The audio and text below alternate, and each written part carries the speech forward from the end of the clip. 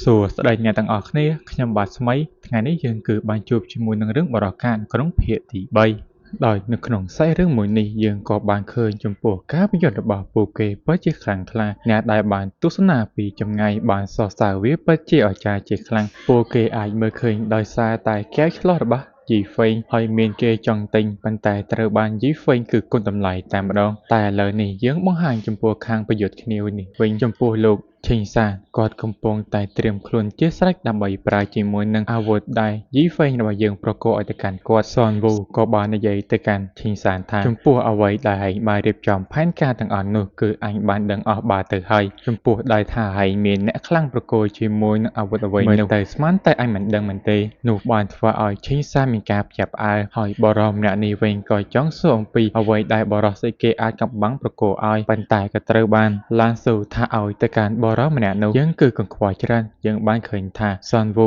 ក៏បានបញ្ចេញជាមួយនឹងអាវុធដែលគេបានរៀបចំទុកដោយនោះវាគឺជាអាវុធបុរាណនៅក្នុងនិកាយឆុងមូដោយឈ្មោះដើមនឹងត្រូវបានគេហៅថាដាវស៊ីព្រលឹងដោយដាវស៊ីព្រលឹងនឹងវាមានជាមួយនឹងវិញ្ញាណអារក្សជាច្រើនដែរនៅក្នុងដាវមនុស្សវាក៏អាចសម្លាប់ទៅកាន់អ្នកវឹកហាត់ដែលឈានទៅដល់កម្រិតអាណាចក្រនៃស្ដេចក្បាច់គុណសនវូក៏បាននិយាយទៅកាន់ឈិងសានហើយឆាប់បញ្ចេញជាមួយនឹងអាវុធសម្ងាត់របស់ហៃមើកអញដែលចៅជាមួយពីងការបញ្ចេញជាមួយនឹងតាំងតោបានធ្វើឲ្យអ្នកនៅទីនោះគឺបានឈឹកកៀងតែម្ដងមនុស្សនៅក្នុងនិកាយសង្មូមានការសើចចំអកទៅកាន់លោកឈិងសានដែលយកជាមួយនឹងកាំបិតតាំងតោមកប្រយុទ្ធជាមួយនឹងគេចំណែកមនុស្សនៅក្នុងនិកាយឈិងសានវិញគឺកំពុងតែមានការខឹងតែម្ដងសនវូមិនបានទុកឲ្យរឿងនេះខាតពេលយូរនោះទេបញ្ចេញជាមួយនឹងអំណាចនៃដាវស៊ីបលឹងវាយប្រហារទៅកាន់លោកឈិងសានមួយទំហឹងមនុស្សចាស់ចំណែកអ្នកដែលកំពុងមើលពីចម្ងាយវិញកំពុងតែខឹងហេមិនក៏កែវឆ្លោះរបស់អ្នកឯងមើលលេចច្បាស់ចឹងត្រូវបានជីហ្វេយើងថាឲ្យហេពួកឯងចេះដឹងម៉េចមើលអញពិនិត្យមើលសិនប៉ុន្តែអ្វីដែលឃើញនោះពោពេញទៅដោយអំណាចនៃព្រលឹងចង់អាឃាតជាច្រើន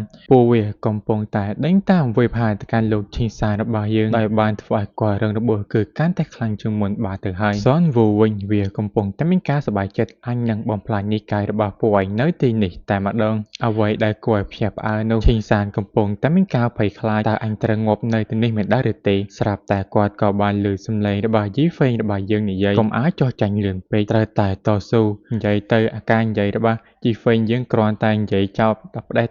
ដើម្បីឲ្យឈិងសានខិតខំប្រយុទ្ធបន្តទៀតប៉ុន្តែវាបែរជាបង្ហាញអំពីពរជ័យរបស់ជីហ្វេងរបស់យើងនឹងជួនពរឲ្យទៅការចំពោះឈិងសានរបស់យើងឲ្យកាន់តែមានកម្លាំងចិត្តដើម្បីប្រយុទ្ធប្រឆាំងជាមួយនឹងសនវូដោយសារតែគេទទួលបានជាមួយនឹងកម្លាំងចិត្តអំពីលោកយីដែលបានជឿជាក់មកលើខ្លួនហើយគាត់ក៏អាចក្រឹកឈរឡើងដើម្បីប្រយុទ្ធប្រឆាំងជាមួយនឹងសនវូបានលោកសនវូមិនឲ្យខាត់ពេលនោះទេបញ្ចេញអំណាចកាន់តែខ្លាំងអំពីដាវស៊ីព្រលឹងរបស់គាត់វាប្រហារទៅកាន់លោកឈិងសានមួយទំហឹងកូនក្មេងអំណាចដែលបានបញ្ចេញវាពិតជាបានធ្វើឲ្យអ្នកនៅជុំវិញនោះមានការភ្ញាក់ផ្អើលតែម្ដងសនវូកំពុងតែមានការសប្បាយចិត្តទីបំផុតពួកឯងនឹងត្រូវបានអញបំផ្លាញចោលទាំងនិកាយទាំងមូលតែម្ដងប៉ុន្តែអ្វីដែលគួរឲ្យភ្ញាក់ផ្អើលលោកឈិងសានក៏អាចបញ្ចេញជាមួយនឹងអំណាចដ៏ខ្លាំងក្លាអំពីកាំបិតតាំងតោរបស់គាត់ហើយក៏អាចបំផ្លាញជាមួយនឹងព្រលឹងបិសាចទាំងអស់នោះបានត្រឹមតែមួយសន្និតតែប៉ុណ្ណោះអំណាចដែលបានវាយប្រហារបានធ្វើឲ្យសនវូរងរបួសដាច់ដៃអស់ម្ខាងទៀតផង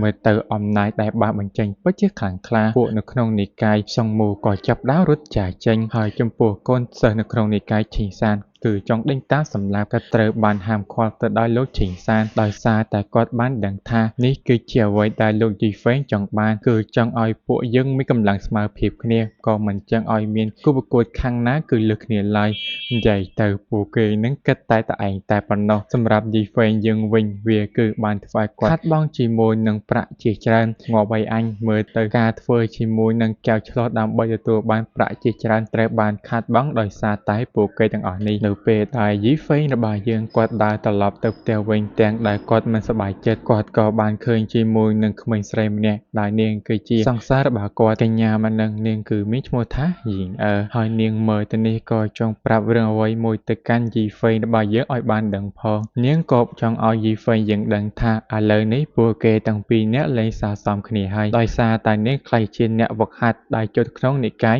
បៃតងដែលជានិកាយឈិងសាននឹងហើយនាងក៏មើលទៅនេះក៏ ដើម្បីសុំចែកផ្លូវជាមួយនឹងយីហ្វេងបានធ្វើឲ្យយីហ្វេងរបស់យើងនឹងខូចចិត្តជាខ្លាំងស្រាប់តែក៏បានឃើញអាប៉ែណាម្នាក់ក៏បានហោះមកទីនេះកញ្ញានឹងក៏បានរត់ទៅអោបដោយសារតែអាប៉ែម្នាក់ហ្នឹងគឺជាគូស្នេហ៍របស់កញ្ញានឹងនិយាយទៅកញ្ញាយីងអឺហ្នឹងគឺបានក្បត់ទៅកាន់យីហ្វេងយើងទៅជាអាប៉ែមួយហ្នឹងហើយវាក៏បានធ្វើឲ្យយីហ្វេងយើងក៏បានដឹង